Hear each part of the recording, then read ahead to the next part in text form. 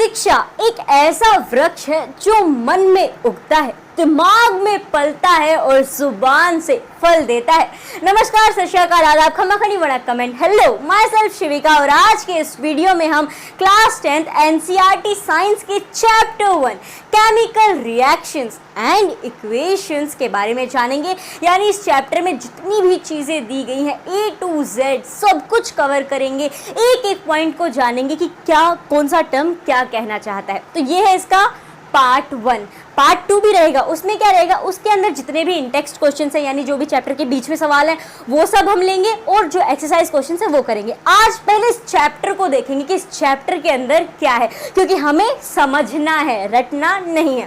तो आज के इस वीडियो में हम क्या क्या चीज़ें कवर करने वाले हैं। आज हम जानेंगे सबसे पहले कि फिजिकल और केमिकल चेंजेस क्या होते हैं। वैसे तो ये चैप्टर में नहीं है, लेकिन जो आगे की चीज़ें हैं ना चैप्टर में, इन्हें समझने के लिए हमें थोड़ा सा पीछे जाना होगा, थोड़ा रिवीजन करना होगा ताकि हम आगे की चीज़ों को बेहतर तरीके से समझ पाएं।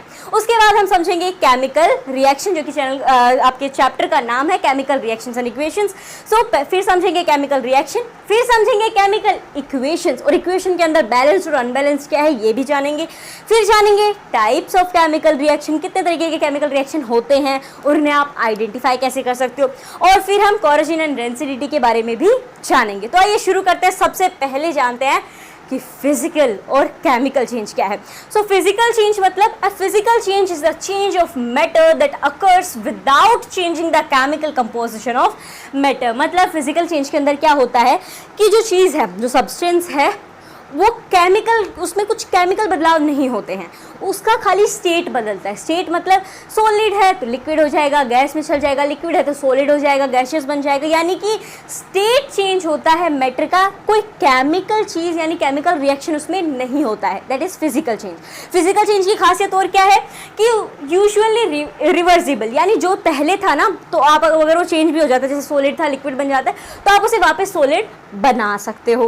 तीसरा पॉइंट क्या है, new products are not form. जब कोई केमिकल रिएक्शन हुआ ही नहीं तो नया प्रोडक्ट बनेगा कहाँ से। तो फिजिकल चेंज के अंदर कोई नया प्रोडक्ट नहीं बनता है। तो अब ये केमिकल चेंज क्या है। A chemical change is the change of chemical composition of matter. इसमें क्या होता है, केमिकल कंपोजिशन ही चेंज हो जाता है मैटर का, यानी कि रिएक्टेंट्स रिएक्ट करते हैं और क्या होगा, इसे आप एक नया प्रोडक्ट फॉर्म हो जाता है। फिजिकल में क्या था, कोई नया प्रोडक्ट फॉर्म नहीं होता, लेकिन यहाँ पे क्या हुआ, केमिकल रिएक्शन हुआ, इसके कारण एक नया प्रोडक्ट फॉर्म होता है। और ये जो चेंज है ना, ये इरिवर्सिबल होता है, यानी आप वापस नहीं ला सकते जैसा पहले था। अब इनके एग्जाम्पल क्या क्या है, तो देखो फिजिकल चेंज का सबसे बढ़िया एग्जाम्पल है मेल्टिंग ऑफ आइस। यहाँ पे आप आइस क्यूब देख सकते हो। ये आइस क्यूब अब क्या करोगे, जैसे फ्रिज में जब तक है आइस क्यूब है, बाहर निकाल दिया तो ये मेल्ट होना शुरू होगा। तो ये क्या है, इसके स्टेट में चेंज हो रहा है। सॉलिड था, सॉलिड से लिक्विड बन रहा है, ठीक है। तो ये पहली चीज़ यहाँ पे हो जाती है कि स्टेट चेंज हो। अब क्या ये रिवर्सिबल है, यहाँ वापस उठा के फ्रिज में रख दो, ये वापस क्यूब बन जाएगा, ठीक है। उसके बाद क्या, new products are not form. यहाँ पे देखो बर्फ से पानी बना, पानी से वापस बर्फ, कोई नई चीज़ नहीं है ये यहाँ पे। अब आते हैं केमिकल चेंज पे। केमिकल चेंज का क्या एग्जाम्पल हो सकता है, तो मैं आपको दिखाती हूँ। ये क्या है, लकड़ियां हैं जो कि जल रही हैं, बर्निंग ऑफ वुड। अब यहाँ पे ये लकड़ियां जल जाएंगी, ये क्या हो रहा है, यहाँ पे केमिकल चेंज हो रहा है। जलने के बाद क्या आ जाएगा, एशेस, राख बन जाएगी। अब क्या उस राख से हम वापस लकड़ी बना सकते हैं, नहीं बना सकते ना। तो ये क्या हुआ, एक केमिकल चेंज हुआ, जहाँ पे लकड़ियाँ जल गई, ठीक है, एक केमिकल रिएक्शन हुआ और राख बन गई। ना ये रिवर्स हो सकता है, इट्स इरिवर्सिबल। एक नया प्रोडक्ट भी फॉर्म हो गया और यहाँ पे केमिकल रिएक्शन भी हो रहा है, ठीक है। आई होप आपको फिजिकल और केमिकल चेंज अच्छे से क्लियर हो गया होगा, इनके डिफरेंस क्या क्या है। अब ये आगे हमें कैसे हेल्प करेगा। फिजिकल चेंज जस्ट इसके रेफरेंस में था कि केमिकल चेंज के अपोजिट में क्या है। अब हम पढ़ेंगे, उससे पहले, आगे बढ़ने से पहले, आगे कुछ पढ़ने से पहले आपको फिजिकल और केमिकल तो अच्छे से क्लियर हो ही गया। तो आप ये बताइए, रस्टिंग ऑफ आयरन, ये जब लोहे के जंग लग जाती है, ये फिजिकल चेंज है या केमिकल चेंज है। ये फिजिकल चेंज है या केमिकल चेंज है। कमेंट बॉक्स में कमेंट करके बताइए, rusting of iron is a physical और केमिकल चेंज। एक हिंट देती हूँ, आयरन जब ऑक्सीजन के कांटेक्ट में आता है तो आयरन ऑक्साइड बनाता है, ठीक है। सो ये जो आयरन ऑक्साइड बनाता है ना, इसे ही हम रस्टिंग कहते हैं। अब आप दिमाग लगा लीजिए कि ये केमिकल हुआ या फिजिकल हुआ, और कमेंट बॉक्स में बताइए। अब आते हैं अगले टॉपिक पे, what is a chemical reaction. Chemical reaction क्या होता है? तो पहले डेफिनेशन पढ़ लेते हैं। वन और मोर सब्सटेंसेस और रिएक्टेंट्स, अब ये रिएक्टेंट्स क्या होता है ये भी हम आगे जानेंगे, are change chemically to form one और more new substance that is product. Reactant क्या है, प्रोडक्ट क्या है, ये भी आपको थोड़ी देर में समझ में आ जाएगा। तो केमिकल रिएक्शन क्या कहता है, एक या एक से ज्यादा सब्सटेंस जो है ना वो केमिकली चेंज होते हैं एक नया सब्सटेंस बनाने के लिए, और इस पूरी प्रक्रिया को ही हम क्या कहते हैं, केमिकल रिएक्शन। जैसे यहाँ पे देखिए रिएक्टेंट्स में हमने क्या ले लिया, oil, egg, milk, sugar, floor, ये एक से ज़्यादा चीज़ें हैं। ये क्या कर रही हैं, ये हीट में जाएंगी, यानी हम ओवन में इन्हें हीट करेंगे तो हमारे पास एक नई चीज़ निकल के आती है, दैट इज केक। ये क्या है, प्रोडक्ट है। तो यहाँ पे ये रिएक्टेंट थे, ये प्रोडक्ट्स थे, हीट के थ्रू यहाँ पे क्या हो गया, इनके बीच हुआ केमिकल लोचा, यानी कि केमिकल रिएक्शन हुआ कुछ, और यहाँ पे हमारे पास केक बन के आ गया। तो ये जो प्रोसेस है यही है केमिकल रिएक्शन, जब एक या एक से ज़्यादा सब्सटेंस मिलते हैं और एक नया सब्सटेंस फॉर्म करते हैं, इस पूरे के पूरे प्रकरण को हम केमिकल रिएक्शन कहते हैं। अब आती है अगली चीज़ कि हम कैसे पहचानें। भैया कैसे पहचाने कि इसमें केमिकल रिएक्शन हुआ है, ठीक है। अब देख देख के हम कैसे पता लगा ले कि हाँ ये जो यहाँ पे हो रही है ना ये चीज़, इसमें केमिकल रिएक्शन हो रहा है। तो उसके लिए कुछ तरीके हैं। पहला क्या है, या तो उसके स्टेट में चेंज होगा। स्टेट में चेंज मतलब सॉलिड, लिक्विड, गैसियस, इन स्टेट में चेंज होता रहेगा। जैसे कि एग्जांपल देखो, when hydrogen gas reacts with oxygen gas it results in formation of liquid water. जब H2 रिएक्ट करती है O2 के साथ, when hydrogen reacts with oxygen क्या बनता है, H2O, दैट इज वाटर। तो यहाँ पे क्या हुआ, दो गैस थी, ठीक है। अब गैस से क्या बन गया, लिक्विड बन गया। किस में चेंज हुआ, स्टेट में चेंज हुआ। गैसियस से कहाँ पे आ गए हम, लिक्विड के ऊपर, ठीक है। दूसरा, अब ये जो जितने भी हम चीज़ें देख रहे हैं कि आइडेंटिफाई करने के लिए ज़रूरी नहीं है कि आप ये सारी चीज़ें देखो, इनमें से कोई भी एक चीज़ अगर हो रही है आप आइडेंटिफाई कर लो कि हाँ यहाँ पे केमिकल रिएक्शन है। अगला क्या होगा, चेंज इन कलर, यानी कलर बदल जाएगा। कैसे बदल जाएगा, देखो, when iron nail is dipped in the blue coloured copper sulphate solution the blue colour changes to green. जब हम आयरन नेल को, यू कैन सी हियर, इस इमेज को देखिए, यहाँ पे आयरन नेल को जब हम ब्लू कलर के कॉपर सल्फेट सॉल्यूशन में डालते हैं तो यहाँ पर रिएक्शन होता है और इसका कलर बदल जाता है। किस में हो जाता है, ये बन जाती है ग्रीन आयरन सल्फेट सॉल्यूशन, यहाँ पे हो जाता है, यानी कि ग्रीन कलर हो जाता है। तो यहाँ पे क्या हुआ, कलर में चेंज हो गया है। ऐसे ही तीसरी चीज क्या होगी, इवोल्यूशन ऑफ गैस। ये भी हो सकता है कि एग्जांपल देखो, when sodium reacts with water bubbles of hydrogen gas is seen. यहाँ पे क्या होता है, गैस इवोल्व होती है। यहाँ पे देखो, जब सोडियम क्या कर रहा है, वाटर के साथ रिएक्ट कर रहा है, तो क्या हो रहा है, यहाँ पे हाइड्रोजन गैस इवोल्व हो रही है। यानी जब गैस भी इवोल्व हो तो समझ जाओ यहाँ पे क्या हो रहा है, केमिकल रिएक्शन हो रहा है। ये तीन चीज हो गई, और भी कुछ है तरीके। फिर क्या है, चेंज इन टेम्परेचर, यानी टेम्परेचर में बदलाव हो जाएगा। वो कैसे, when water is added to quick lime, जब हम पानी ऐड करते हैं हम quick lime, quick lime is what, calcium oxide. तो देखो, when water is added to quick lime the vessel becomes warm due to evolution of heat. जो beaker है या जो वेसल है वो क्या हो जाता है, गर्म हो जाता है, थोड़ा सा गर्म गर्म फील होने लगता है। क्यों, क्योंकि वहाँ पे गैस इवॉल्व हुई है। तो अगर टेम्परेचर चेंज हो रहा है, वेसल गर्म हो गया, इसका मतलब क्या, केमिकल रिएक्शन हो रहा है। उसके बाद हम एक और एग्जाम्पल देखिए, when potassium hydroxide is added to ammonium chloride the vessel becomes cold due to absorption heat. अब यहाँ पे क्या होता है, हीट अब्जॉर्ब कर ले रहा है। कब, जब पोटेशियम हाइड्रोक्साइड रिएक्ट कर रहा है किसके साथ, अमोनियम क्लोराइड के साथ, तो जो वेसल है वो कोल्ड हो जा रहा है। क्यों, क्योंकि ये जो रिएक्टेंट है ये क्या कर रहे हैं, हीट को अब्जॉर्ब कर ले रहे हैं और उससे वेसल ठंडा हो गया। तो यहाँ पे भी क्या हुआ, चेंज इन टेम्परेचर, वहाँ पे गर्म हो रहा था, यहाँ पे ठंडा हो गया। तो अगर टेम्परेचर में भी चेंज है तो इसका मतलब ये है कि यहाँ पे केमिकल रिएक्शन हो रहा है। अगला देखिए, फॉर्मेशन ऑफ प्रेसिपिटेट। अब ये क्या चीज़ होती है, पहले एग्जाम्पल देखते हैं, देन वी विल नो कि प्रेसिपिटेट क्या होता है। When silver nitrate solution reacts with sodium chloride solution it gives precipitate of silver chloride and sodium nitrate solution।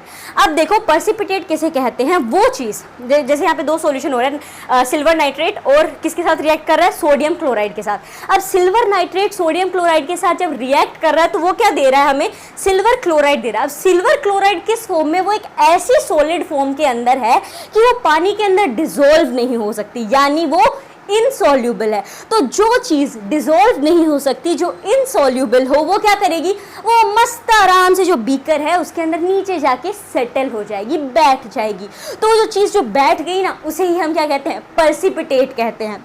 Is it clear? जो चीज़ इनसॉल्यूबल हो, जो डिसॉल्व नहीं हो रही है पानी में, वो मस्त नीचे जाके बैठ जाए, उसे हम पर्सिपिटेट कहेंगे। जैसा आप इस इमेज में देख सकते हो, यहाँ पे सिल्वर नाइट्रेट है और सोडियम क्लोराइड है। जब ये दोनों रिएक्ट कर रहे हैं तो यहाँ पे जो वाइट, ये जो इनसॉल्यूबल सॉलिड, आप देखो ये पानी है और इसमें जो ये इनसॉल्यूबल सॉलिड है जो घुल नहीं रहा है, ये क्या हो रहा है, यहाँ पे पर्सिपिटेट हो जा रहा है, नीचे बैठ जा रहा है। Is it clear? तो ये कुछ तरीके हैं जिनसे कि आप पता लगा सकते हो कि यहाँ पे केमिकल रिएक्शन हुआ है या नहीं हुआ है। अब आप के सारे तरीके देखने लगो, एक केमिकल रिएक्शन हो रहा है, ये हुआ नहीं, चेंज इन स्टेट नहीं हुआ, चेंज इन कलर हुआ, ये आपको इनमें से कोई एक चीज़ देख लेनी है। मतलब अगर एक भी चीज़ हो रही है तो समझ जाओ कि ये केमिकल रिएक्शन है। अब आते हैं अगली चीज़ पे, what is chemical equation. Chapter का नाम था chemical reaction and equation, reaction हमने समझ लिया। अब आ जाते हैं इक्वेशन के ऊपर। तो केमिकल इक्वेशन क्या होती है?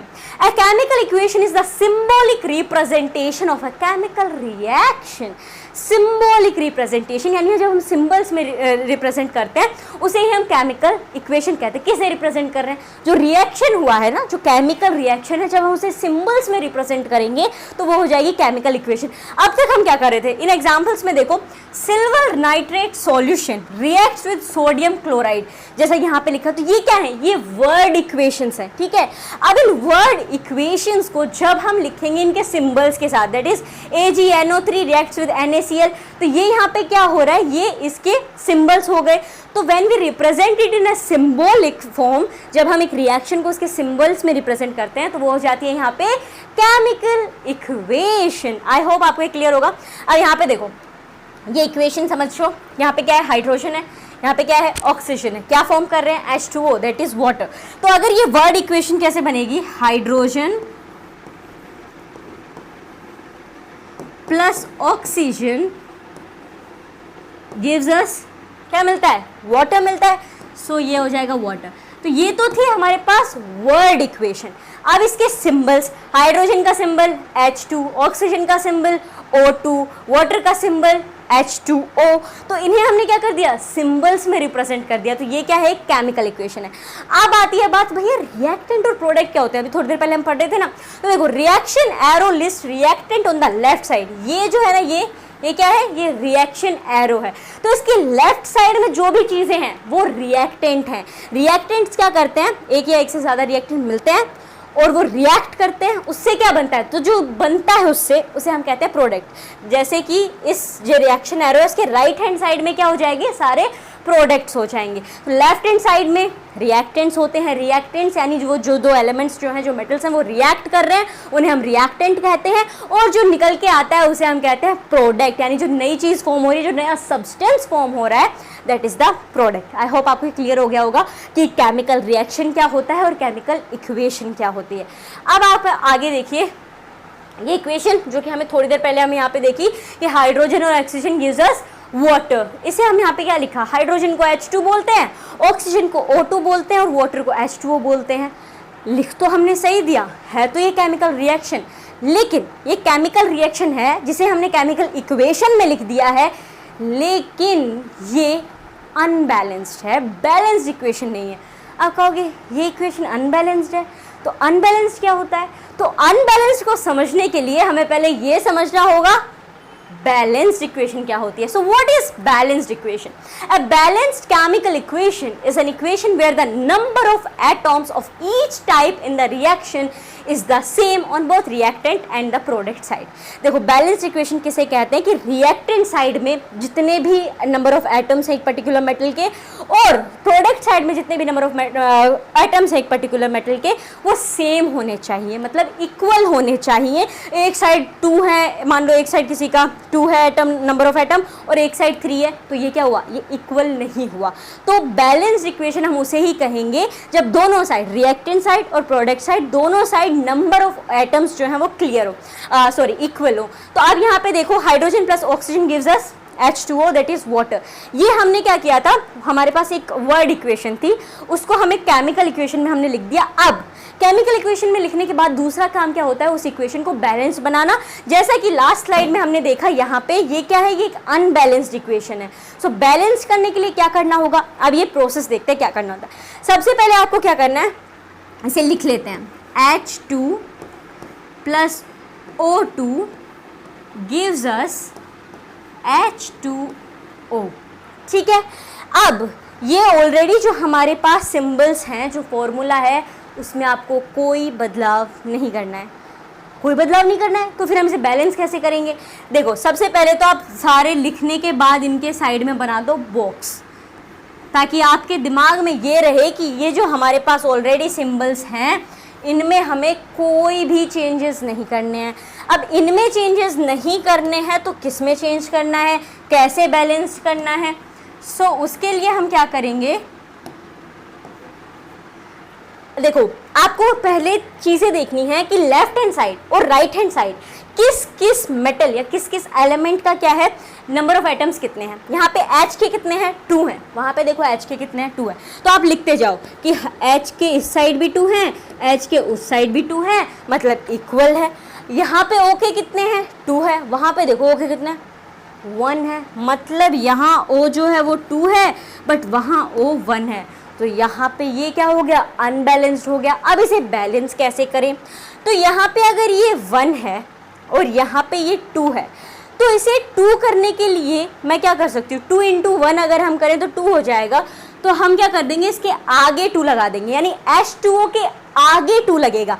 एक चीज़ हमेशा याद रखें, वाइल बैलेंसिंग द इक्वेशन, आपको इस फॉर्मूला में सिंबल के अंदर कोई चेंज नहीं करना है, वरना पूरा गड़बड़ घोटाला हो जाएगा। ओके, सो हमें इसके साइड में लिखना है, यानी बॉक्सेस हमने क्यों बनाए हैं, ये याद रखने के लिए कि हमें इस फॉर्मूले में कोई चेंजेस नहीं बनाने, हमें इसके बाहर करके ही इस इक्वेशन को बैलेंस करना है।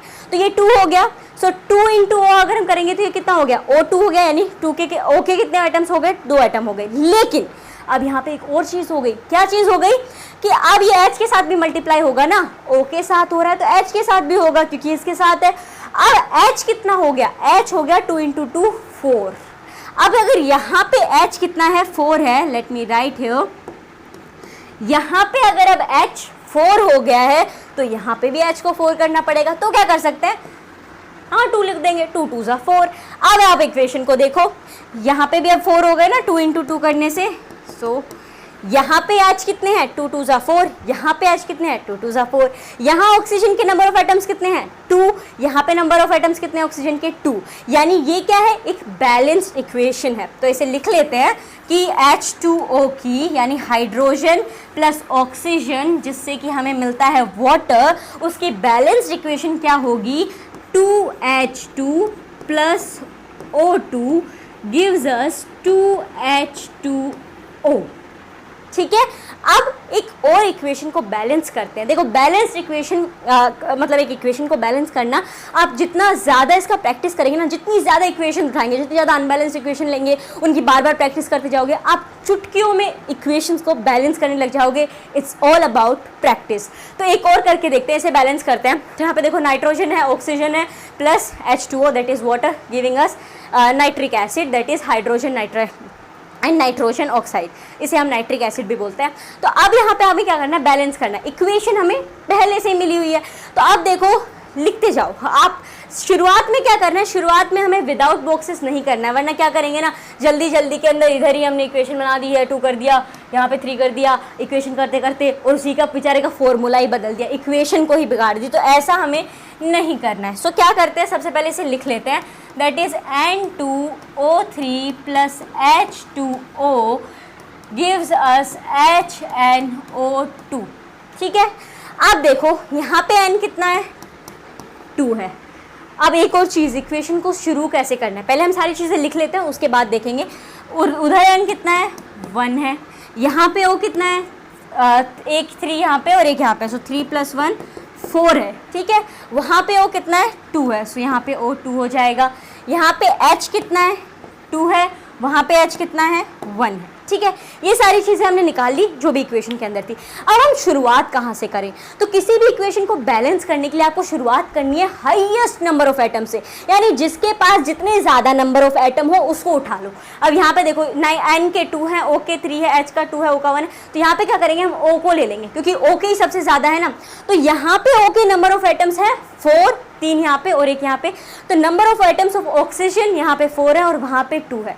तो मैं उसे 4 कैसे बनाऊँ? 4 कैसे बनाऊँ? तो देखो यहाँ पे तो मैं कुछ नहीं कर सकती, we can not change the formula. तो क्या करेंगे, इसके आगे अगर मैं 2 लिख देती हूँ, सो 2 2 से क्या हो जाएगा, 4 हो जाएगा, हो गया बैलेंस। अब सारी चीज़ें थोड़ी ना हुई हैं, ऑक्सीजन ही तो हुआ है। अब यहाँ पे हमने ऑक्सीजन 4 था, वहाँ पे भी ऑक्सीजन क्या हो गया, 4 हो गया। अब देखो आगे यहाँ पे क्या था, नाइट्रोजन 2 था, वहाँ पे नाइट्रोजन 1 था, लेकिन चूंकि हमने यहाँ पे 2 लगा दिया तो अब ये इस पूरे फॉर्मूला के साथ मल्टीप्लाई होगा, 2 O के साथ होगा तो ये H के साथ भी होगा और N के साथ भी होगा, तो ये 2N हो गया। मतलब यहाँ पे हमारी इक्वेशन जो N की थी वो भी इक्वल हो गई, यहाँ पे N के नंबर ऑफ एटम्स वहाँ पे 2 हो गए। अब ऐसे अगर हम हाइड्रोजन की देखें तो यहाँ पे 2 थे, यहाँ पे 2 है और पहले वहाँ पे 1 थे, लेकिन मैंने ऑक्सीजन को यहाँ पे बैलेंस करने के लिए क्या कर दिया था, 2 लगाया था, तो अब ये H से भी मल्टीप्लाई हो रहा है, तो यहाँ पे भी कितने हो गए नंबर ऑफ एटम्स, 2 हो गए। तो ये क्या हो गई, हमारी बैलेंस्ड इक्वेशन बन गई। इसे अच्छे से लिखते हैं, दैट N2O3 प्लस H2O, ये थी, इसे बैलेंस किया तो ये क्या हो गया, 2HNO2। ठीक है, so this is the balanced equation. अब एक बार चेक और कर लो, नाइट्रोजन यहाँ पे 2 है, यहाँ भी नाइट्रोजन 2 है, ऑक्सीजन यहाँ पे 4 है, वहाँ भी ऑक्सीजन 4 है, हाइड्रोजन यहाँ पे 2 है, वहाँ पे भी हाइड्रोजन 2 है।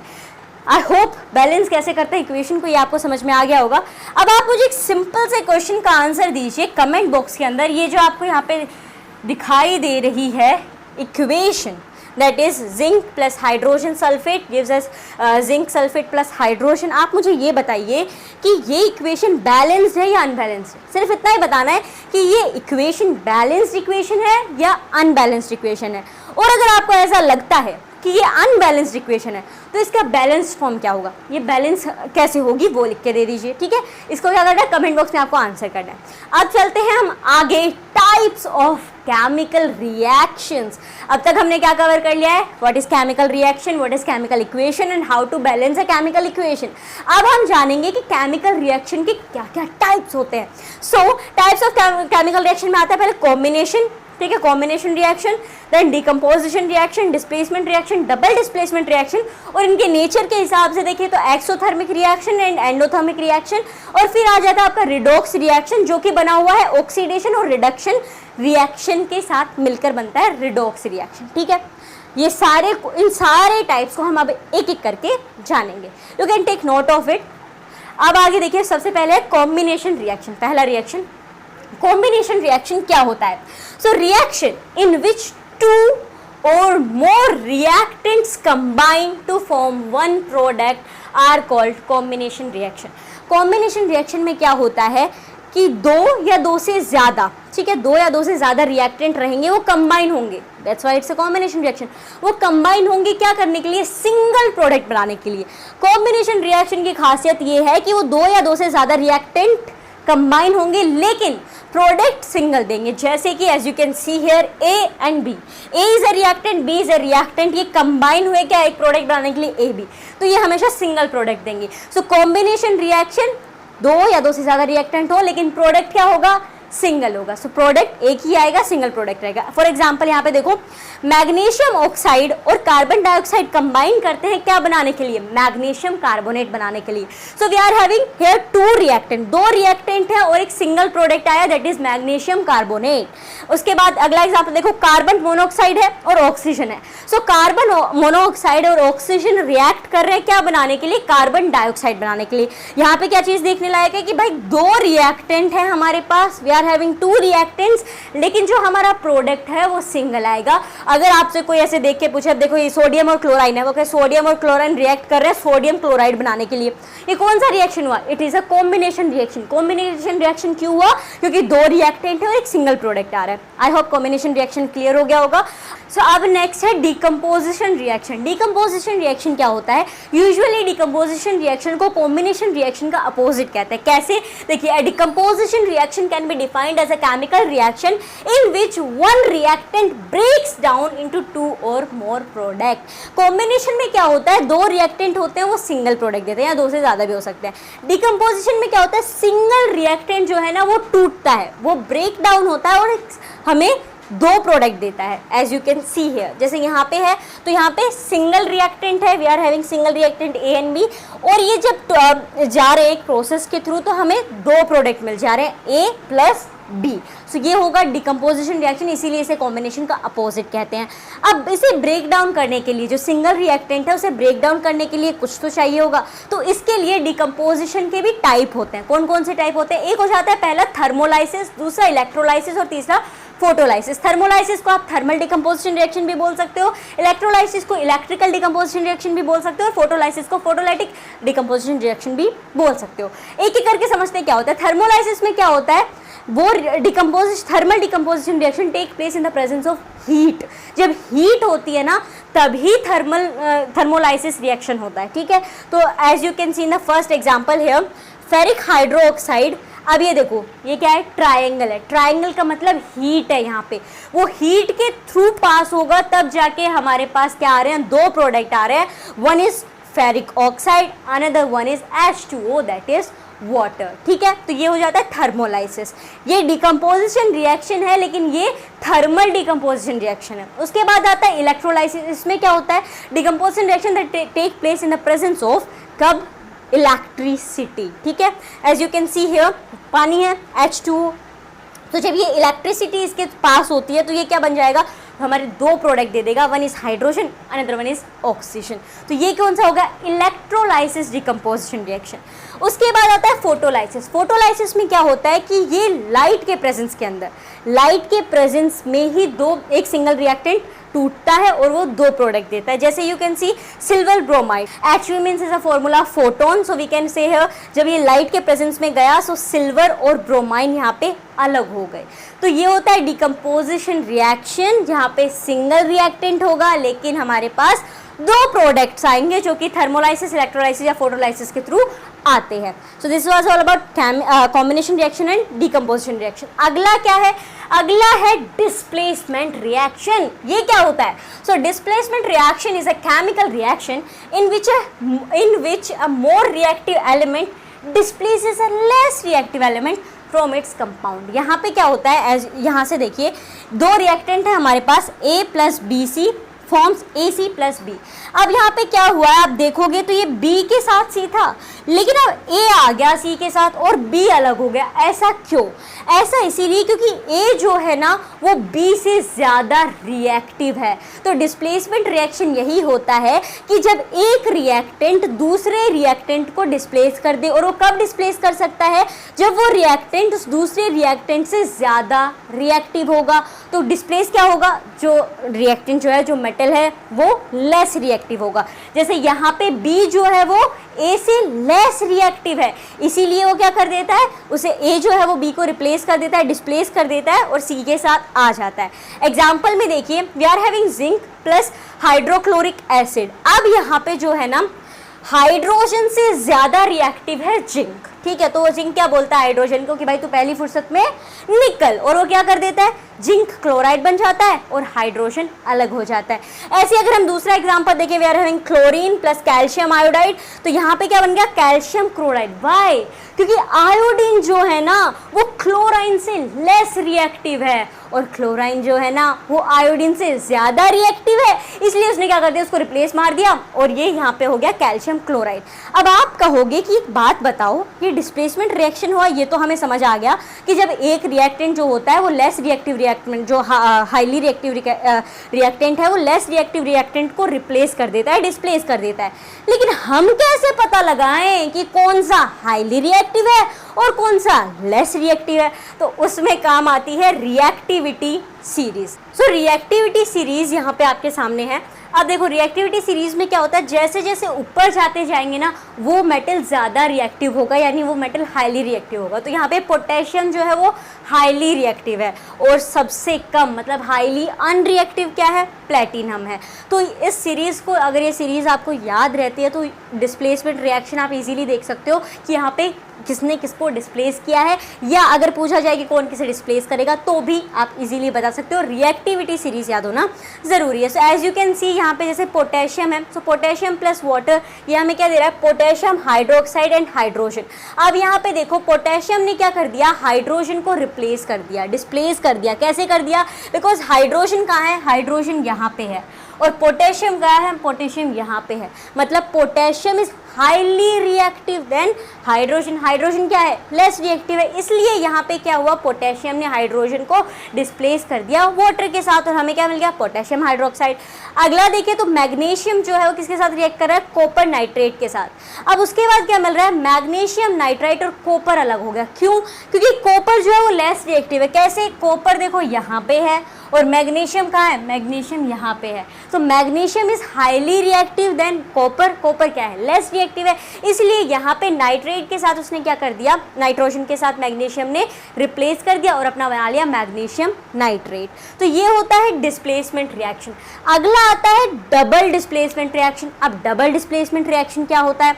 So in double displacement reaction, double displacement reaction is a type of chemical reaction where two compounds react and positive ions that are the cations and the negative ions that are anions of the two reactants switch places forming two new compounds or product। इसे आप इस तरह से समझिए, ये image आपको दिख रही होगी। सो A and B plus C and D, तो यहाँ पे क्या है, ये क्या है, रिएक्टेंट है, ये क्या है, एक रिएक्टेंट है। सो A is a positive, B negative, C positive, D negative. तो अब ये क्या कर लेते हैं, ये ना जगह स्विच कर लेते हैं। मतलब A चला जाता है किसके साथ, D के साथ, A D के साथ, प्लस माइनस यहाँ पे हो जाएगा। और C क्या करता है, C आ जाता है B के साथ। ये क्या कर ले रहे हैं, अपनी जगह बदल दे रहे हैं। इसी को हम कहते हैं डबल डिस्प्लेसमेंट। तो क्या आ जाएगा फॉर्म होके, AD प्लस CB। यहाँ पे क्या हुआ है, जगह एक्सचेंज हो गई है, जगह इन्होंने स्विच कर ली है, पॉजिटिव ने नेगेटिव के साथ, और ऐसे जैसे A ने D के साथ किया एंड B ने C के साथ हो गया। तो इसे हम डबल डिस्प्लेसमेंट रिएक्शन कहते हैं। यहाँ पे देखो एग्जांपल में sodium sulphide plus hydrochloric acid. So you can see here Na क्या हो जाएगा, A हो जाएगा, और हमारे पास जो सल्फर है वो हो जाएगा यहाँ पे B। यहाँ पे आए तो हाइड्रोजन हमारे पास C हो जाएगा और क्लोराइड जो हमारे पास है वो हो जाएगा D। अब देखो डबल डिस्प्लेसमेंट क्या बोलता है कि A किसके साथ जाएगा, D के साथ जाएगा, और C किसके साथ जाएगा, B के साथ जाएगा। तो एज यू कैन सी यहाँ पे ये क्या बन गया, सोडियम क्लोराइड। सोडियम किसके पास चला गया, क्लोरीन के साथ चला गया, तो ये बन गया सोडियम क्लोराइड। और ऐसे ही यहाँ पे हाइड्रोजन किसके साथ चल गया, सल्फर के साथ चला गया, तो यहाँ पे बन गया हाइड्रोजन सल्फाइड। अब एक चीज़ यहाँ पे नोटिस कीजिए, यहाँ पे एरो है, that is upside arrow.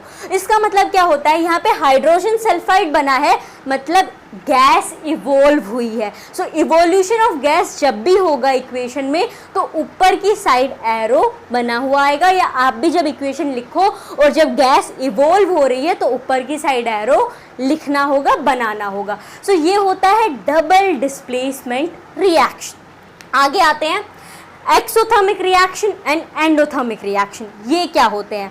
So exothermic reaction that releases energy from the system in the form of heat. Exothermic simple है, जस्ट आपको ये समझना है कि ये हीट को रिलीज करता है, ठीक है। एंडोथर्मिक क्या है, एंडोथर्मिक होता है जो कि सराउंडिंग से हीट को अब्जॉर्ब कर लेता है, ठीक है। एंडोथर्मिक जो हीट को अपने अंदर ले ले, एक्सोथर्मिक जो अपने अंदर जितनी हीट है सब बाहर दे दे। फॉर एग्जाम्पल एक्सोथर्मिक रेस्पिरेशन, जब हम सांस लेते हैं, सी व्हेन वी ब्रीथ, और जब हम इनहेल करने के बाद एक्सहेल करते हैं ना, तो जो सांस है वो थोड़ी गर्म होती है। तो ये क्या हो रहा है, एक्सोथर्मिक यानी हीट रिलीज हो रही है, ठीक है। एंडोथर्मिक का melting of ice is a very good example. देखो जब आप आइस क्यूब को बाहर निकालते हो तो वो क्या करता है, जितनी भी सराउंडिंग में हीट है ना सब खींचने लगता है। क्यों? क्या कि जो मॉलिक्यूल्स जिनसे कि आइस क्यूब सॉलिड फॉर्म में था, हीट के आने से वो ब्रेक हो जाएंगे और वो लिक्विड हो जाएगा। तो ये क्या कर रहा है, हीट को अब्सॉर्ब कर रहा है। और एक्सोथर्मिक क्या करता है, सारी हीट रिलीज कर देता है। तो ये है एक्सोथर्मिक एंड एंडोथर्मिक रिएक्शन। आगे बढ़ते हैं, नेक्स्ट इज रेडॉक्स रिएक्शन, जो कि बना है ऑक्सीडेशन एंड रिडक्शन रिएक्शन से। देखो रिडॉक्स के अंदर जो री आया है वो आया है रेडॉक्स, रिडक्शन का RED, और OX जो है वो किसका आया है, वो आया है ऑक्सीडेशन का, यहाँ पे OX, ठीक है। So redox reaction is the combination of oxidation and reduction reaction. अब ऑक्सीडेशन और रिडक्शन रिएक्शन क्या होते हैं? So oxidation is a process which involves the addition of oxygen और द रिमूवल ऑफ हाइड्रोजन। यानी जिस रिएक्शन के अंदर ऑक्सीजन ऐड होगी और हाइड्रोजन जो है वो क्या हो रही है, रिमूव हो रही है, तो उस रिएक्शन को हम कहेंगे ऑक्सीडेशन रिएक्शन, ठीक है। रिडक्शन में क्या होता है, reduction is a process which involves the addition of hydrogen और द रिमूवल ऑफ ऑक्सीजन। यानी इसमें क्या होगा कि H2 यानी हाइड्रोजन ऐड होगी और ऑक्सीजन रिमूव होगी, that is reduction of oxygen, ठीक है।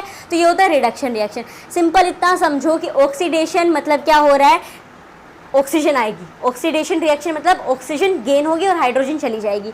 रिडक्शन रिएक्शन मतलब क्या होता है, ऑक्सीजन चली जाएगी और हाइड्रोजन आ जाएगी। As you can see here, zinc oxide plus copper gives us zinc plus copper oxide. अब यहाँ पे आप देखो, यहाँ पे जिंक के साथ क्या थी, ऑक्सीजन थी, लेकिन यहाँ पे जब ये रिएक्ट हुआ तो क्या हुआ, ऑक्सीजन जिंक से चली गई, किसके पास गई, कॉपर के पास चली गई। तो यहाँ पे ये क्या हुआ, ऑक्सीजन चली गई है, मीन्स रिमूवल ऑफ ऑक्सीजन। तो दिस इज रिडक्शन। ऑक्सीडेशन में क्या होता है, हमें ऑक्सीजन मिलती है, गेन ऑफ ऑक्सीजन। तो एक कॉपर बेचारा अकेला था बट उधर गया, जब क्या हुआ, इसे ऑक्सीजन मिल गई। सो ये यहाँ पे क्या हुआ है, oxidation.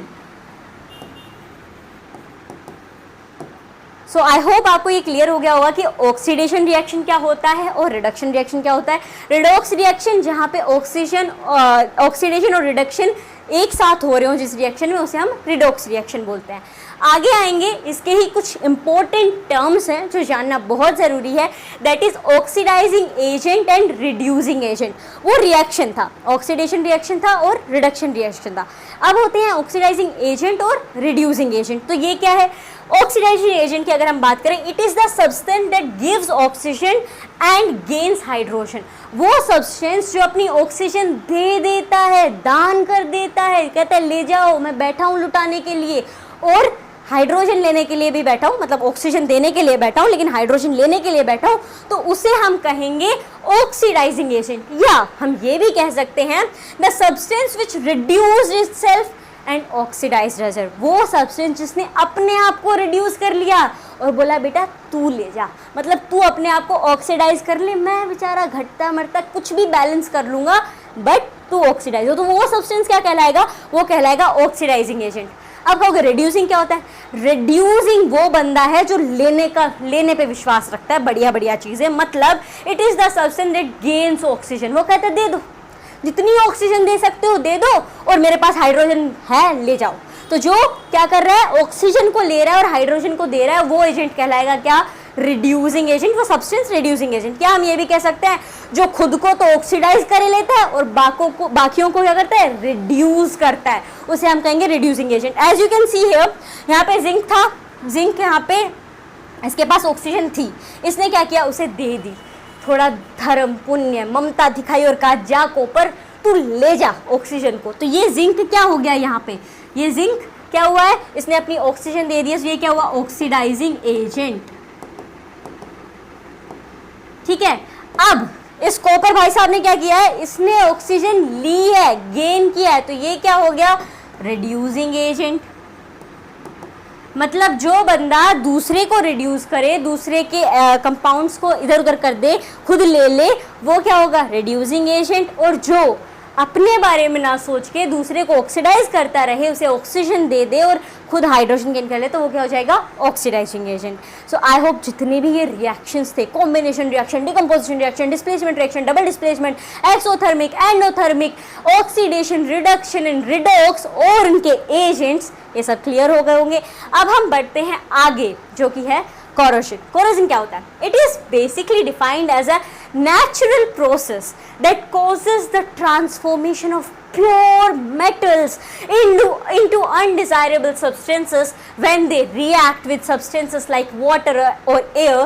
This reaction causes damage and disintegration of the metal, starting from the portion of the metal exposed to the environment and spreading to the entire bulk of the metal.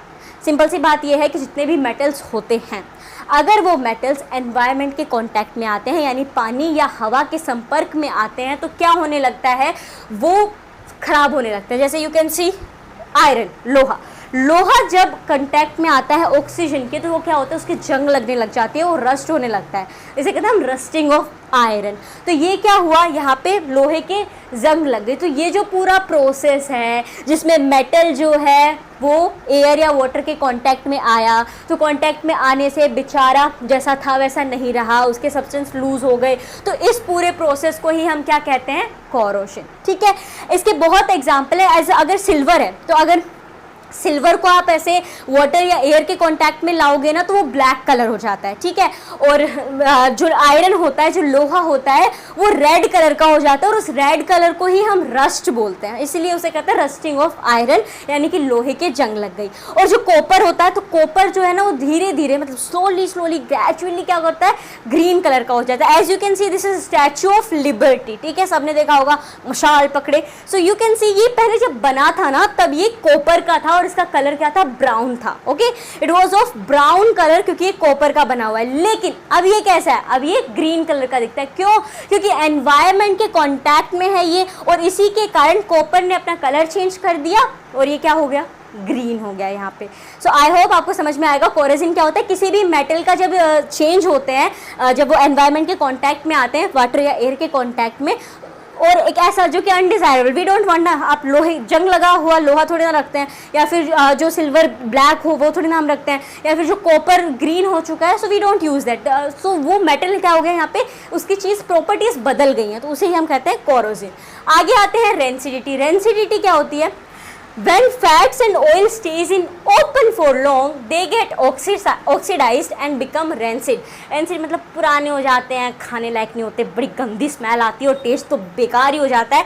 and their smell and taste changes, this process is known as rancidity। rancidity में क्या होता है, जिस भी खाने के अंदर fat है या ऑयल है, आप उसे लंबे टाइम के लिए अगर बाहर छोड़ दो, तो वो क्या होता है, वो बेकार होने लग जाता है, यानी कि सड़ने लग जाता है। उसमें क्या होगा, बहुत ही गंदी स्मेल आएगी और खाने लायक वो बिल्कुल नहीं बचता, उसका टेस्ट पूरी तरह बदल जाता है। तो ये जो पूरा प्रोसेस होता है, इसी प्रोसेस को हम कहते हैं रेंसिडिटी। कोरोजन में मेटल्स होते हैं, रेंसिडिटी में basically fat and oil containing food होता है, जिस खाने के अंदर फैट हो, ऑयल हो।